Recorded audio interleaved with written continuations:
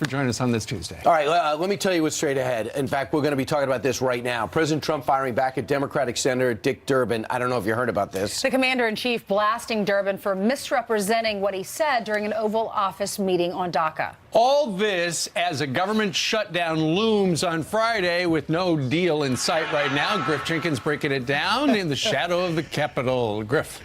Good morning, guys. What a difference a week makes. Remember watching the president negotiating with the Democrats for nearly an hour last week? Well, now the president says Democrats don't even want to make a deal, as Senator Dick Durbin and the president are caught in a war of words over what the president did or did not say. And now we have a new nickname. The president tweeting, Senator Dickie Durbin totally misrepresented what was said at the DACA meeting. Deals can't get made when there is no trust. Durbin blew DACA and is hurting our military, but Durbin, responsible for revealing the S-hole controversy in the first place, is defending his allegations.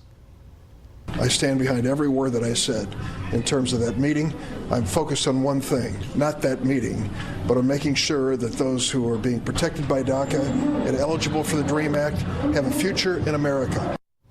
Now, if there was any hope left that a bipartisan deal was possible, the administration and Republicans have made it very clear that the idea of a clean DACA deal is not on the table. So, meanwhile, I should point out that a growing list of Democrats led by Maxine Waters has announced that they're boycotting the president's State of the Union speech in 2 weeks. But bottom line, if there's no deal by Friday, guys, and Democrats refuse to support a funding bill, then we could be headed for a government shutdown. The GOP House could do it alone, but not in the Senate. They'll need 9 Democrats. And finally, just how challenging is this? Well, in the words of our senior Capitol Hill producer, Chad Pergram, not even the amps from Spinal Tap go that high. Wow. Very interesting. I like that analogy. Chad. All right. Thank you very much, Griff. Thanks, Griff. We got 2 days. Today, the Senate goes back to work. They needed 3 or 4 days off. Then they're going to pass FISA. The FISA laws on today, so they're not going to touch anything. So even if the deal is in place, they got 2 days to draft legislation and pass anything to go along with the spending plan. The only thing possible is a shutdown or a CR. So it sounds like what they're going to do, because they don't have anything on the table, they're going to say, okay, we're going to do another short-term patch. But the Republicans at this point have not announced how long it would go and whether or not it would include hurricane relief and also the CHIP program. Now, if they put those 2 elements in that, then that's going to be maximum pressure on the Democrats.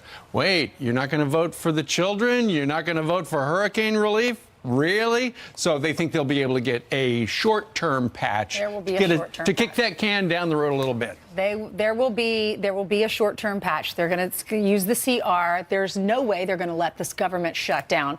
Representative Congresswoman Martha McSally was on Fox yesterday, and she had a message for the Democrats. Listen. There's no such thing as doing a clean DREAM Act. The Democrats need to get over it. It's not happening.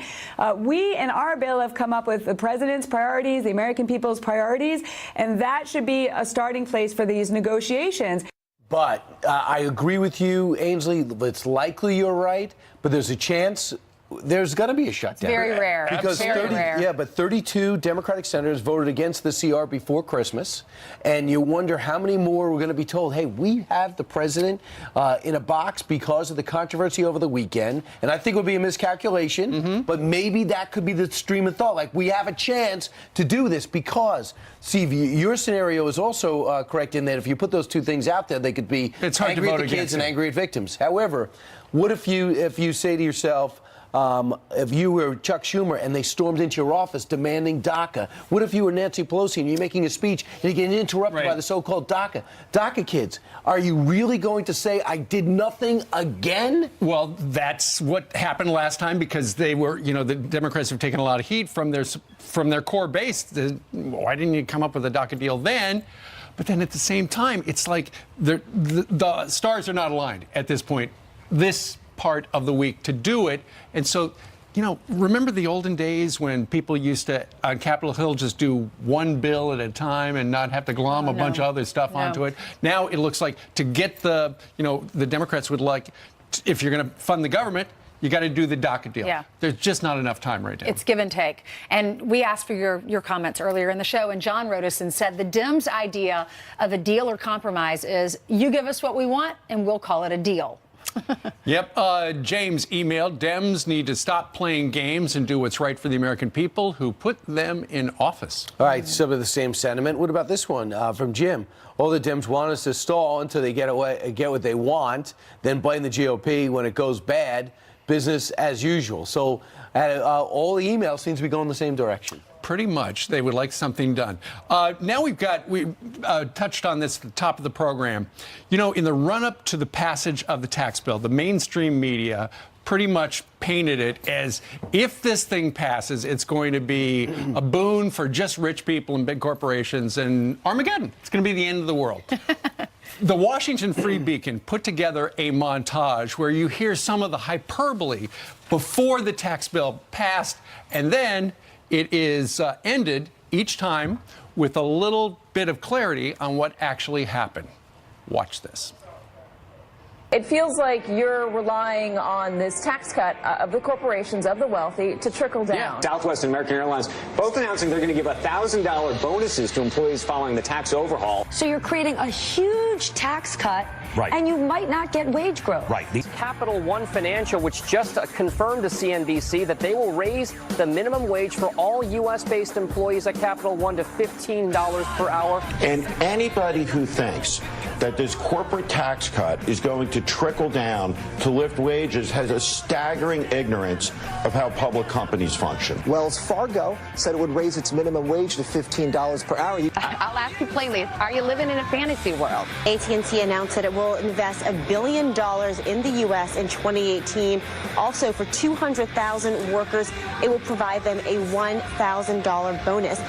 That is, how do I say this nicely, absolute nonsense. There are no examples anywhere of companies distributing their tax savings to their workers. Sinclair Broadcasting and Kansas City Southern are among others committing to bonuses. Generally speaking, when companies get tax cuts, they keep them for themselves and distribute them to the shareholders. BB&T pledging to give out bonuses of $1,200 for almost 75% of its workforce. That was brilliant. That's awesome. That is, I wrote down no trickle down, no bonuses. No examples anywhere. This is nonsense. It's a fantasy world. If you believe that wages are going to go up, it is staggering ignorance. And not only that, the other reported thing is people are hiring. They feel as though they can hire. They feel, and guess what? When they hire, there's now competition for the worker. If you want competition for the worker, that's the best way to get a salary increase and get better benefits. And Brian, to your point earlier, when we were talking about the light bill here, there are a number of utilities, public utilities and privately held utilities that are going to reduce their rates to the folks because they got a cut in their taxes from Uncle Sam. My dad will be so glad. Nobody saw that coming. Growing up, you had to turn the light off every time you left, and my dad made it a habit for us. I do it every time now. So we had a big decision as a family to go on dimmers. I remember it was very controversial. Really? Yeah, I couldn't do it myself, but we would dim a little bit. Well, there you go. What do you mean you couldn't do it yourself? I actually didn't know how to do the outlets, but we had someone come in and put Your dimmers brother. on. Your brother has done it for me before. He could do it at 4 years old. Look at that. Right. Anyway, the electrician. That's a little of what's going on in the news, and Jillian joins us right now with a Fox News alert. Yes, we are following multiple breaking news stories. So let's get you caught up, starting with this Fox News alert. 4 law enforcement officers shot overnight in South Carolina. Deputies responding to a domestic violence call in York County. That's just outside Charlotte, North Carolina. The suspect, Christian Thomas McCall, started running before cops got there. Police say he shot a canine officer when they tracked him down and opened fire on 3 deputies hours later. Their conditions all still unknown. We could really use your prayers, and we could really use your thoughts right now for those officers. The suspect also shot. Still no word on a motive. Also breaking, a very disturbing report out of California. They're calling it a house of horrors. David and Louise Turpin accused of holding their 13 children captive in one room, some of them starving and chained to beds. Police making the discovery about 30 miles outside of San Bernardino after one of their brave daughters escaped to call 911. Authorities say the siblings range in age from 2 to 29. Their parents facing several charges, including torture and child abuse. They're being held on a $9 million bond. How neighbors are reacting is coming up in a live report, so stay tuned for that. The White House set to release more details about President Trump's first physical exam as commander-in-chief today. Navy physician Dr. Ronnie Jackson said President Trump, who is 71 years old, is in excellent health after his checkup on Friday, but will provide a more in-depth update. Presidents are not required to undergo medical exams. Well, it's official. In case you were wondering, NASCAR driver Danica Patrick and Green Bay Packers quarterback Aaron Rodgers are dating. We just Wait, she didn't tell us. How about it? She did Cooking with Friends, didn't mention anything. She's confirming the relationship after weeks of rumors, saying the two met at the ESPYs back in 2012 and have stayed friendly since. Patrick also admitting she's always cheered for Rodgers despite being a longtime Chicago Bears fan. So she's retiring from Right. racing. So do you think this means she's going to get married and have babies? Oh, I don't know, but Right, Jillian would know that. Jillian would absolutely yes, know that. I have the inside scoop. She's ready for the next phase in her life. Listen, they're just dating. That's all. No, but we like to think, we like to hope, we like romance and love. I hate those questions when people like press. I'm like, just relax, okay? I know. Oh, wait, it never ends either. Like, you get engaged, then, okay, when's the baby coming? Then when's the next baby coming? We just got confirmation of dating. That's all. Well, It might they have- might have. Maybe they only went out for coffee. Right. I mean, that's it. Okay. Thanks, Jillian, for starting that. Yeah, I appreciate it.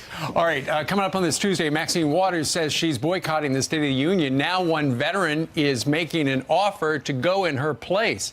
Will she say he can't go? And This is Armageddon. This is a very big deal. I am so scared. That's what Nancy Pelosi said during the tax reform debate 3 weeks ago. Now this may be Armageddon.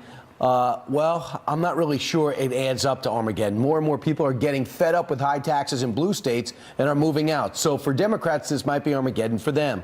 You got states like Illinois, New Jersey, New York, and even Connecticut topping the list of outbound moves, according to a new report, because the taxes are so high. Here to explain what it all means, Brian Brenberg, chair of the program in business and finance at King's College in New York City. Brian, we're already seeing some moves prior to this tax bill passing, right? Oh, yeah. Even before we're getting the tax bill, you're seeing people move out of New York, New Jersey, Connecticut. Why? Because they don't like the high taxes. They don't like the high regulation. You can see why Nancy Pelosi is so concerned, because if they're already moving out now, just wait till this tax bill hits. They lose a deduction for those state and local taxes. They're going to say, I don't want to be a part of this anymore. I want to go to a place where it's easy to start a business. It's easy to hire workers. It's easy to get a job. And those places are not in high tax states. And Brian, you know, there's an indication that you're 100% right in that in my state in particular of New York, the lines were so long before the new year ended to prepay your taxes under the old tax rules. Yeah. If it didn't matter to people, they wouldn't have been doing that. No, look, if you're in a state where you have to prepay your taxes to get around problems, they're just going to say, forget it. I don't want to be a part of that. And so that's why you're seeing the Mountain West, the Southwest, the Southeast, states where taxes are lower, regulations are lower. People are flocking there. All right, so here's some of the states. In Illinois, the tax is at 11%. In New Jersey, it's at 12.2%. In New York, 12.7%. And in Connecticut, 12.6%. The top outbound states to receive it are kind of interesting as well, because the place where they're going to are the Florida, the Nevada, Alabama, South Carolina, and North Carolina. And dare I say what I've seen personally in Tennessee. They're going there, too. Yeah, I mean, look, you're going to go to places where you can live the kind of life you want to live. And in places like New York, Connecticut, New Jersey, you feel like the government's telling you how you need to use your money, what you can do in your work, what you can do in your personal life. And people have choices. That's the point of states. You have choices where you can go. And here's the thing. A lot of people don't need to go to the office to work effectively, right? So then you could say, I could pay less taxes, work from my house, whether you're a writer or you're a computer programmer, and you could go into a state. I see a multi-million-dollar baseball player say, I'm going to live in Florida, not New York or Illinois, because I want to save money. Yeah, technology gives people choices. They can go where they want. This is what, you know, left-leaning states hate this so much. They hate that people have choices. They hate that they can go where they want to. And that's why they're complaining so much about a tax bill that's so good for the middle class. And suing, instead of fixing the underlying problem, like in New York, they're suing the federal government. Instead of making life better for their citizens, they're trying to say this is a problem for everybody. No, it's not. It's a problem for high-tax states, guys, not everybody else. All right, Brian Brenberg, King's College, thanks so much. Good to be here. All right, straight ahead. The story of the first U.S. Special Forces members into fight in Afghanistan right after the 9/11 attacks. This story is coming to the big screen, but first they're coming to us. Two real-life heroes who led the team to take down the Taliban are depicted in this film that is going to be premiering tonight. Joining us right now is Major Mark Nunch and retired Chief Warrant Officer Bob Pennington. Welcome, guys. Great to see you. Thanks. In person. Good morning. Thanks for having us. My favorite show right here. I'm glad. Well, thank you very much. Right. Ainsley likes the show, too. I mean, It happens to be my favorite show, too. Yeah. Tell us your story. What happened? We'll start with you. 9/11 attacks. 9/11 attacks. And actually, I was out on a mission at the time, doing a training exercise. And I was had some Zodiac boats. I was a 595 is marked as a maritime team, and took some boats down the Columbia River in Nashville, and did a direct action exercise hit. And then we loaded up the boats, came back the next morning, and then heard the news, and we were all looking around going, this is a terrorist attack. Yeah, no kidding. Mark, we covered your essential assault, the initial assault, live on this program. Really? And we remember running, and Brian was here too, we remember seeing the pictures of Afghanistan, and those are Americans on horses. Yeah, Americans on horseback. You had to adjust to the scene. Yeah. The horses were your secret weapon, Yeah, weren't they? we're 12-man team of Green Berets with our CIA partners were initially sent in for this mission. A lot of unknowns. They had to send some people in to figure out and get some answers. Link up with our Northern Alliance allies, with General Dostum, Commander Atta, and Commander Moakek. They were the leaders of 3 different ethnic factions of the Northern Alliance that were all fighting against Taliban and Al-Qaeda. But someone had to go in there to get some answers. And our team was honored and humbled to be one of the first of several Special Forces teams from the 5th Special Forces Group, part of Task Force Dagger, sent in to do that initial mission. Go ahead. But the horses proved to be a great asset to us because of the mobility. Absolutely, You mobility. could get over the mountains. Whose and the idea terrain. was that? Absolutely. Well, when the very first morning in country, General Dostum come riding up on horseback, and we realized pretty quickly, we asked him to take us closer to the enemy on the first day after he briefed us the situation. And 6 of my team mounted horseback for the first time and moved about 4 hours with him through the mountains, very dangerous. Our sergeants did an incredible job of not just dealing with the new challenge of horseback, but just that combat situation, the rugged terrain, the environment, the enemy. Combined with the Northern Alliance, right, on the ground to take on a fighting force that destroyed the Soviet Union. So you must, in the back of your mind, think to yourself, I have no idea if I'm going to get out of this. And even these young sergeants, we did what no other team did. We decentralized down into 4 3-man teams. And so you had these sergeants teamed up with 300 or 400 other fighters from the other factions, some of the other factions, and we were able to envelop the battlefield. How did you go from that to now a movie that premieres tonight? You laugh. Unbelievable, right? It just, our team is honored and humbled that we're helped represent the Special Forces community, the Green Beret community, the broader Special Operations Task Force. We hope it will shed some light on the other great, incredible stories that are yet untold of other Special Forces teams. The real men, the real people that did not only the mission that's portrayed in this film, which portrays all the main actors from the Air Force Special Operations Command, from Task Force Dagger, from the CIA, our Afghan allies, certainly. What was the reaction from the Afghans when you guys rode up on horses? Well, they rode up to us on horses. And you hopped on them and said, okay, let's go. Yeah, we were inserted by helicopter. Incredible, harrowing ride through the mountains that got us in there in the middle of the night. And by the first morning, we had met with the CIA, who then introduced us to our Afghan allies, rode up on horseback. Who were begging for years for us to get involved, so they love seeing Americans. And one of the things that we had talked about is when Massoud had been assassinated, would that have changed the tide of the Northern Alliance at all? But it didn't. They were still ready to join forces with us. It just amazes me, though, when I was learning about what y'all did on horseback. I mean, Mark, you grew up riding rodeo star, but Bob... I wouldn't say a star, but yes, I you knew youth how to ride a horse. high school. But I was thinking they probably selected 12 equestrians, and you said no. No. How did you learn to fight and use your weapons and technology on horseback?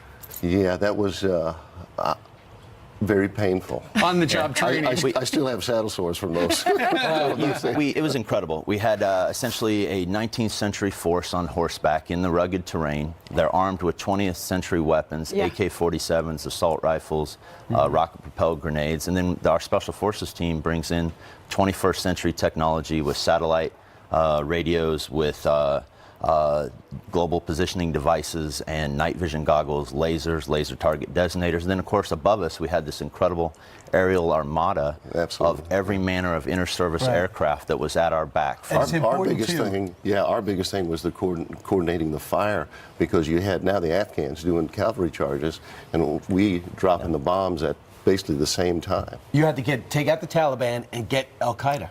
And you didn't know if the next attack was coming. Time mattered. We waited about 3 weeks to get in, and when we got in, it was quiet because it was you guys. And knowing that, now that Omar's dead and Bin Laden's dead, does it feel better today, knowing that these two guys have certainly that was just some of the leadership. There's, our enemy has evolved, has adapted. They've shifted. They've rebranded, and are in different parts of the world. And there are teams of Green Berets today and our other special operations forces that are out there on the frontier, different countries, working closely with local partners. Did you like the movie?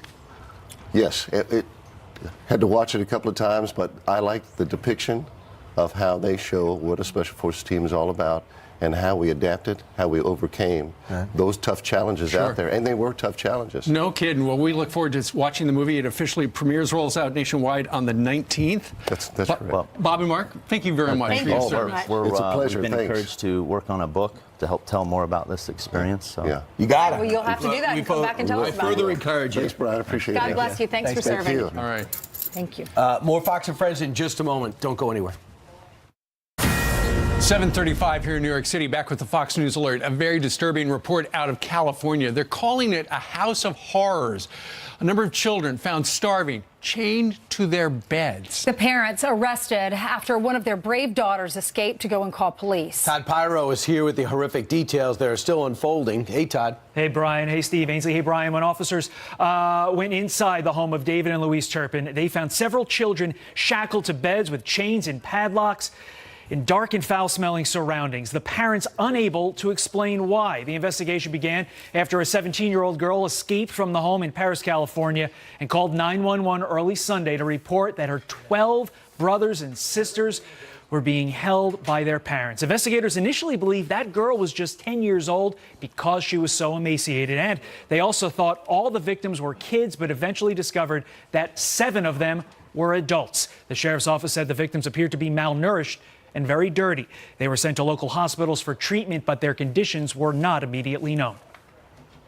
They were all in PJs because it was early in the morning. They were very, very pale skinned, like almost like they've never seen the sun. But I've seen a couple of the older ones, so they all, and it was mostly girls, and then kind of small framed, I'd say kind of tiny, almost looked a little malnutritioned. I always had a suspicion because that house never looked like there was a lot of action in front of it. Los Angeles Times reported that Turpin's home address was listed as the location of the Sandcastle Day School, a public K-12 institution that opened in 2011. Also, the New York Times reported that the Turpins filed for bankruptcy that same year. At that time, David Turpin worked as an engineer at Northrop Grumman. David and Louise Turpin are each being held on $9 million bail. And according to the grandparents of those children, the couple felt God had called on them to have so many kids. Guys, back to you. All right, Todd, we thank you very much. I was reading one story this morning that said that the neighbors thought the kids looked like vampires from the movie Twilight because they were never outside. So Well, you know, I mean, the grandparents didn't go over there and check on them. Neighbors didn't, nothing. They get to the We're going to point get where all the they're so- details Yeah. soon. Right, especially it reminds me of that crazy story you had in the block a few years ago when those kids were kidnapped and chained. Oh my gosh, the ones in Cleveland that Yep. trapped for 10 years in the basement. Terrible. All right, 23 minutes before the top of the hour, Jillian's got some more headlines. And that's right. Good morning to you guys. Washington State Representative Pramila Jayapal, the latest member of Congress to announce they're boycotting President Trump's first State of the Union address. I think it is absolutely unacceptable to see the racism and the hatred coming out of the White House, the way in which this president is fueling the flames of divisiveness across our country. Well, she joins Representatives Lewis, Wilson, Blumenauer, and Maxine Waters in skipping the speech. In light of that, one military veteran tweeting Fox News, quote, "I would like to take Maxine Waters' seats at the State of the Union address. If they don't want to go, this military veteran would gladly go. I'll tell the president how much he means to myself, family, military, and all of his supporters." An Army veteran is suing a VA hospital for leaving a scalpel inside of him after surgery. Glenford Turner says this x-ray shows the knife in his body. Doctors in Connecticut found it years later after Turner complained of long-term abdominal pain. He then needed more surgery to have the blade removed. The Department of Veterans Affairs has not yet commented. Well, you can run, but you can't hide. Michigan State Police helping local cops on the ground catch a car thief from above. Watch. Now running westbound, or correction, eastbound. There you go. You got him.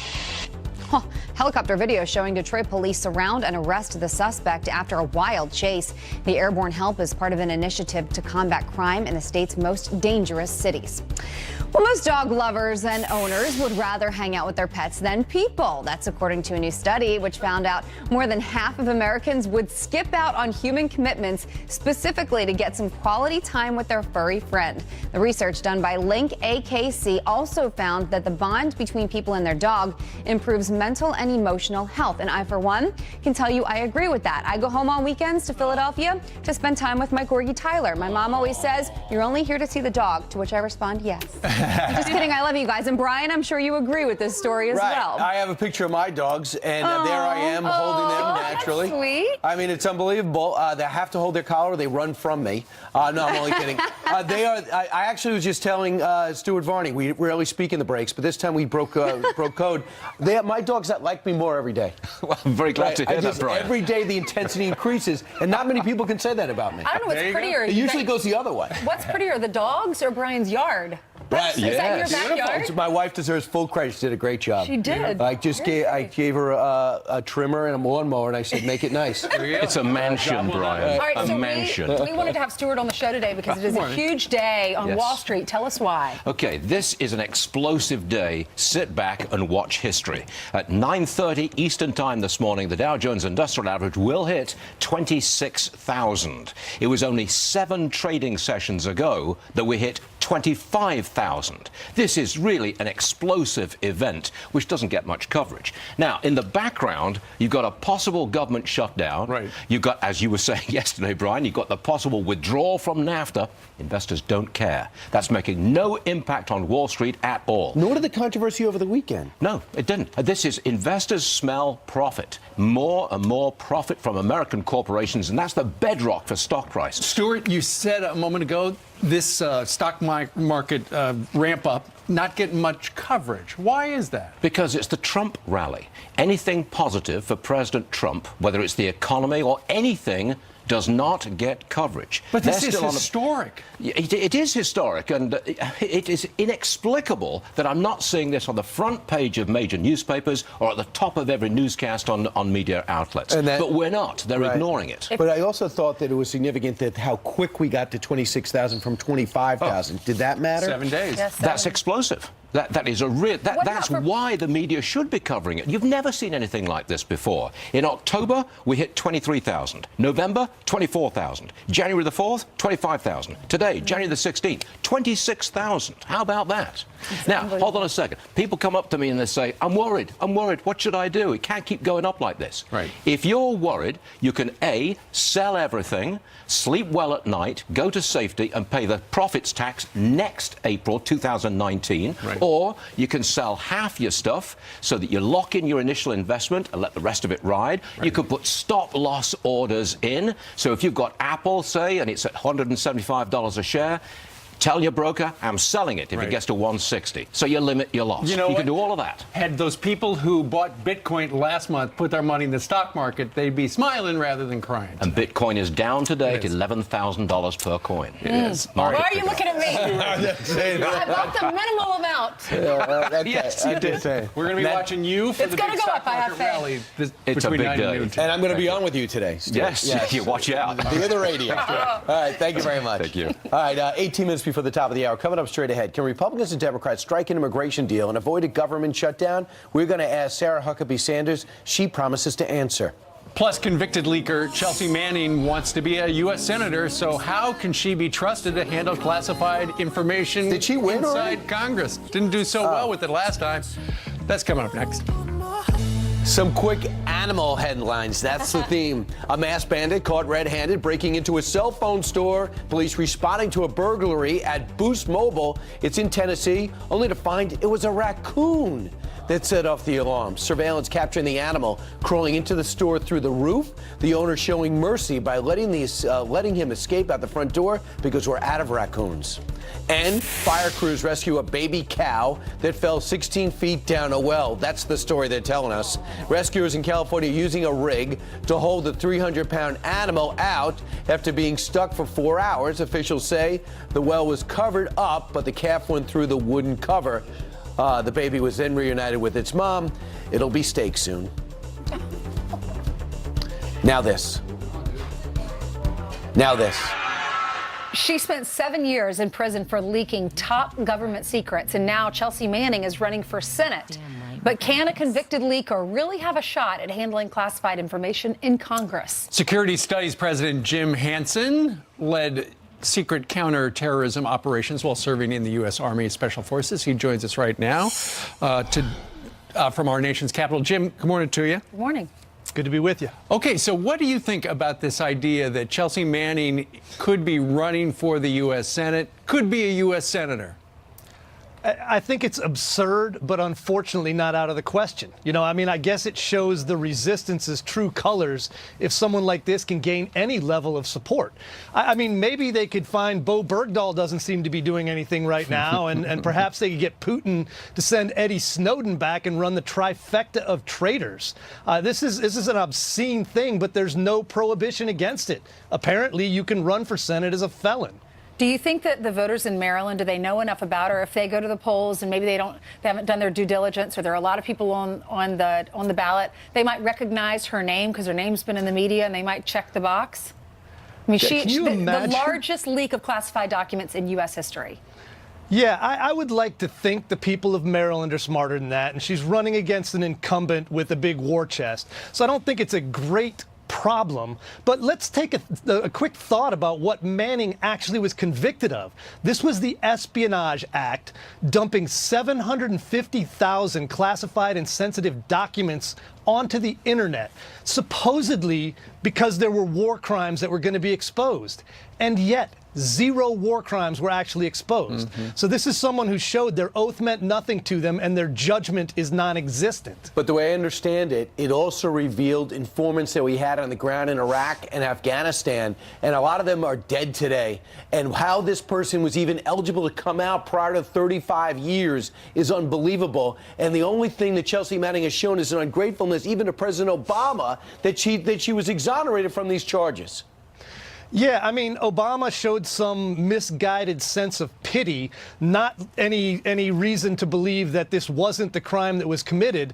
And as you mentioned, Manning's shown no remorse. So the idea that you would seat someone like this in the Senate if by some bizarre twist of fate she got elected, there's no prohibition against Chelsea Manning once again having access to our classified documents, because members of Congress don't have to go through the same security screening procedures as anybody else. It's a disgrace. Well, let's see what happens. All right, Jim, thank you very much for joining us from our nation's capital.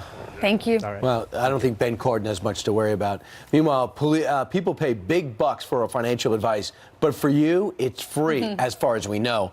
Rachel Cruz is next to answer your money questions live.